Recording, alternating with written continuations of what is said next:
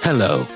Welcome to Monday Morning Matters live broadcast show brought to you by Magnicraft Consulting Team, anchored by Niyi Dunmade, a certified church consultant with the Society for Church Consulting in the U.S. Here, each Monday of every week, we address important, relevant, and actionable topics of interest that will help you and your church grow healthier. And now, meet your host, Niyi Dunmade. Welcome to today's live broadcast show. My name is Niyi Dunmade. I'm the founder and the CEO of Magnicraft Consulting. Magnicraft Consulting. Thank you for hooking up with us today. We are so glad you are part of this live broadcast show. I want to just give 30 seconds for my viewers to just hook up and let's do some little promo. Thank you for hooking up with us. This is Monday Morning Matters. We're going to do a last episode of benchmarks, the benchmarks for church health. This is Monday Morning Matters. It comes every Monday morning on 7 a.m. GMT time. I'm so glad that you are part of this live broadcast show. You are welcome to this Facebook Live and YouTube channel broadcast. My name is Niyi Dunmade. I'm the founder and the CEO of Magnicraft Consulting. And I want to just tell you a little bit about Magnicraft Consulting. Magnicraft Consulting is a church consulting firm that helps local churches to get and grow healthier through empirical assessments, revitalizations, trainings, and strategic blueprint. Our vision is to be the leading church health consultancy that creates sustainable, actionable, and adaptable solutions. I'm also a certified church consultant with the Society for Church Consulting in the US. I'm your host to your weekly Facebook live broadcast show every Monday, 7 a.m. Nigerian time. I'm also known as the Church Health Guide of the 21st century. A big thank you to those who are commenting and reaching out to us and telling us how timely our content is. Thank you for all the invitations to train. Thank you for the invitations to consult. A big thank you to every one of you. I'm so grateful for always engaging us at the back end of all our posts. We're going to do a last one on benchmarks of church growth. But before we do that, let's do some promo on this channel. Okay. Now, Dr. Tom Rayner is giving a massive discount, over 40% massive discount to become a certified church consultant. You want to become a certified church consultant to help revitalize churches. You are a pastor, you love the church, you have some experience in leading the church, and you want to help your own church, you want to help other churches. Reach out to us and let's see how we can get you well trained, get you certified, and then you are going to get all the tools needed to be able to consult a church. My book is still hot. Church Retention, Pathway to Growth. I've got quite amazing feedbacks. Please call for your orders. If you are out of Nigeria and you want to get print on demand from Amazon, that's fantastic. And if you want to get the Kindle version, that's fantastic. Go ahead and get those copies that will change you and change your church around. We've been talking on the benchmarks for church health. Okay, as a leader of any church size, you can do many things and still not be healthy and grow.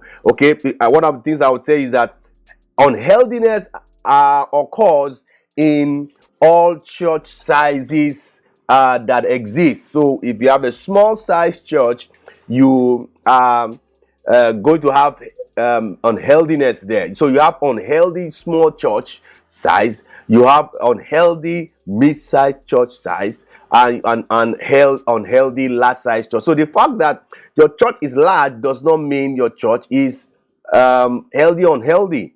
Okay, as a leader of any church, you can do many things right and still have your church not healthy, and not growing. Because but one of the things I'll say quickly is that for your church to grow, make sure that you are doing all the things right, and then you are making sure that whether your church is growing or not, or whether your church is healthy or not, try and consistently do what is right.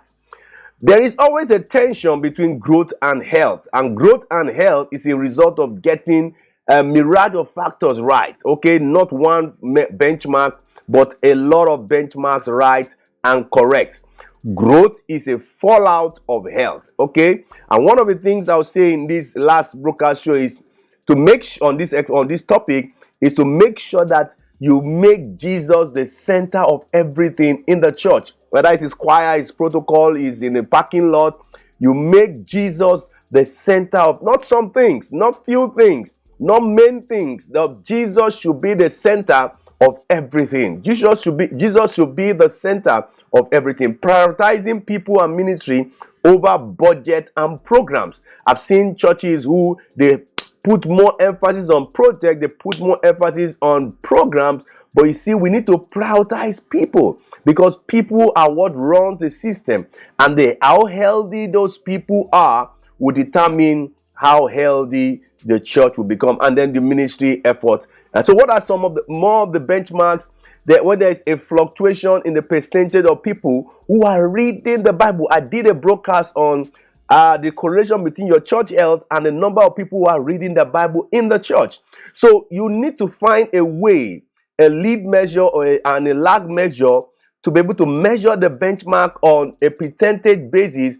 What is the percentage of people who are coming to your church regularly and they are reading their Bibles regularly? Okay, and that percentage must be on an increase. If it's on a decrease, it's a benchmark for unhealthiness. How many members or how many attendees that come to your church are following a strategic Bible reading plan? Whether it's a year, it is 90 days, it is 6 months, it is 3 months. Your church must agree on a reading plan, a strategic Bible reading plan together, because the Bible is truly the Word of God, and the Word of God is there to transform. The Word of God is there to make sure we are changing into the image of God. We should not wait until we get 1% of our congregation only reading the Bible. We should want to know whether folks are engaging with the Bible and folks are applying the things they are reading in the Bible. So that's one thing, one benchmark I will want to make sure that church leaders should find a way of getting the lead measures of how many people are actually reading their Bibles regularly. Now, the other one is the fluctuation in the percentage of your members and attendees who are praying regularly. I know in Nigeria, a lot of main churches are doing morning prayers. We need to find out a way that a lot of our members are actually praying regularly. A lot of our members are so this benchmark is how many people that come to your church regularly are actually praying at least on a minimum basis once a day. What folks don't pray? What is the percentage of them that are not praying? The church usually lacks power when they are prayerless. And so how many, and the more of your congregation that are praying, the more your church will become healthier. The more your church will become obedient to the Great Commission and the Great Commandment. The third one for today is the fluctuations between the percentage of believers who are sharing the gospel, who are evangelizing, who are making gospel conversations on a daily basis. What is the percentage of your congregation that are engaging the community with gospel conversation? How many of those believers in your church are able to share the gospel with the unchurched, with the unsaved, with those who are not coming to church? How many of them are evangelizing? In fact, Dr. Sam Rainer gave a statistics on Church Answers Central, and he says, what is the statistics of people who are sharing the faith today? In our churches, averagely is 1%, and it shows that there is a major, massive disobedience to the Great Commission.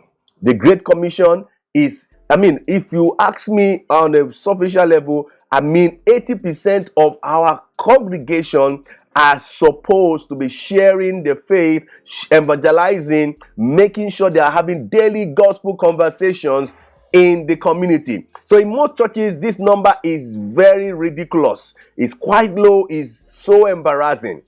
And so we need to find out how we are, this benchmark, to make sure that we are increasing in the people who are sharing who are their faith, who are evangelizing and having gospel conversations every day on social media, on site, online, whatever platform there is this for them to be able to share their faith and evangelize the gospel. Then the next one, which is the fourth one, has to do with the fluctuation in percentage of believers investing in others. Okay, you need to find out how many of them are disciples. You see, one of the things I will say up front, the reason why people are not giving your church because your discipleship is weak. The reason why people are not sharing their faith because discipleship is weak. So what I'm saying is that the quality of your disciples will be dependent on the quality of disciples you have. How many mentors do you have? Okay, how many disciples do you have in your church? So if your church is growing large and your disciples are not growing to measure up with the people that are growing, that are coming to your church regularly, that you're going to have problem with discipleship. The best discipleship strategy always have the strategy of 1-to-1, okay, or best 1-to-12. It works. Jesus practiced that network, that model, and I can tell you it still works. I have my 12.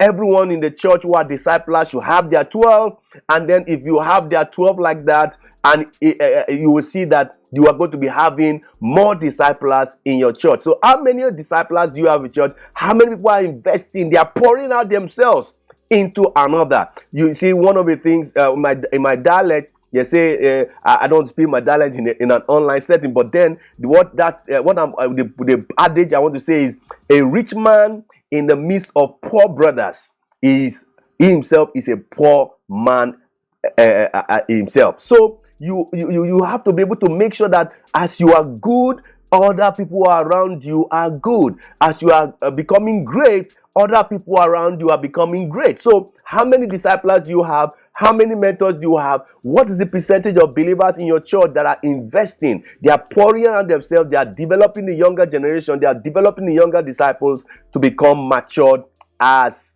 it is. Okay? Then the next one has to do with the fluctuations in percentage of members who are coming to your church, who are members of your church, that are participating and engaging in the mission of the church. Okay, you have a mission statement. I made a post on my Facebook page. You see, it's not for you to have a vision or mission statement that is sweet to the ear. In fact, I prefer the vision and the mission statement not to sound like a poem, but the church should participate and engage in making the vision and the mission impactful. So it's more important for the church to participate in and engage in the vision and the mission of the church, rather than you just doing the rhetorics of how sweet the vision and the mission is. So what am I saying in this benchmark?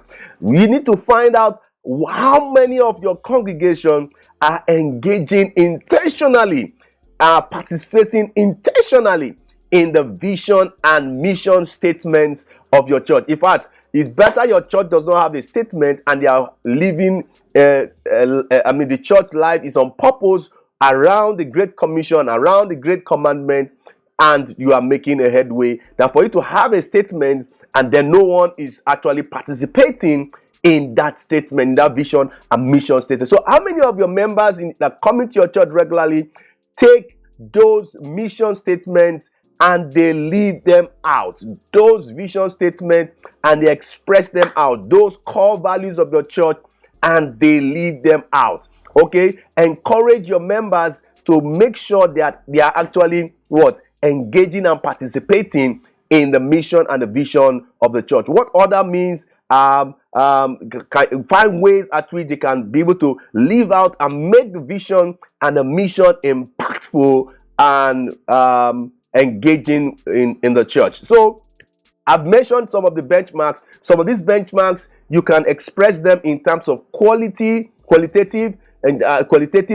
data, and there's a way you can also express them in quantitative data. But I can say is that you have a balance between the two, between qualitative and quantitative, because numbers are not the best way alone to measure church health and effectiveness, especially for smaller churches. You need to be able to balance the numbers and qualitative assessments in your church. No one set out to have or lead an unhealthy church or ministry, but we often find ourselves stuck in a loop of numbers and metrics of church health that we cannot do anything about. So, but listening to the part 1, part 2, part 3, and today, and find a way to be able to crystallize those benchmarks, those vital signs that you need to work on for your church to be healthy. If you think that it doesn't matter, what doesn't matter will become a matter that can bring your church down to an unhealthy state. So ask yourself, what should we be doing and how well are we doing it? Okay, tell your people, we need to become healthier. We need to do what is right. Hear from the people outside your church what is going on in your church. Okay, we need to find out that in your community, because your church cannot be healthy and healthy in an unhealthy environment. Okay, make sure that your leaders are having a roundtable discussion with most of all these benchmarks we are talking about, because you need to be able to hear people out, listen to conversations, listen to what is making us to be where we are today, listen to the conflict, listen to the resolutions, listen to have meetings on how we can balance up, we can make certain changes and make certain improvement in our church. I want to just wrap it up here. Thank you for following me on this broadcast show. I know that you have been blessed. Share this video out to, I can see Pastor Joel. Thank you. Good morning. Thank you for, just make sure you share this out to a church pastor. You have any church related questions for me, you have any church related inquiries, please let us have them in any of our social media handles. I'm the receptionist of my company. I engage everyone on the social media handles. Sure, you're going to get more than an answer from me. Perhaps you have any question, let's have them. You have any benchmark that you want to calculate, because you need to be data driven, you need to be data informed. We are living in a world where people don't use big data to run churches. People don't use data analysis to guide their decisions, the decision making process. So please, let's have those questions. Let's engage you. You want to calculate a lot of all these metrics, those vital signs you are mentioning. We can show you how, we can tell you how, and we can tell you also how it can help your church become better. Please, this video has been helpful to you. Give us a like, give us a thumbs up, do share us to your community, drop me a comment. You've learned from me. I would love to learn from you. Drop me a comment in the comment section in YouTube, whatever channel you see this video, and let's see how we can engage. Okay. We also do consultations and revitalization. We also do trainings. We also do strategy planning for churches. Please reach out to us and let's see how we can help your church move from where it is right now to where it should be in God. My number is on the screen. Reach out to me. If you're a pastor, you reach out to me and let's see how we can give you excellent church consulting for health, vitality, and result. Till I come your way next week, Monday. That will be a new month. That's the 4th month. The first quarter is gone, and that we are in the first month of the 2nd quarter. Until I come your way next month, next quarter, with a season hot, dealing with infrequency attendance. Dealing with the infrequency attendance. So, till I come with you next week again, I say bye-bye. I say God bless you, and I love you. Thank you.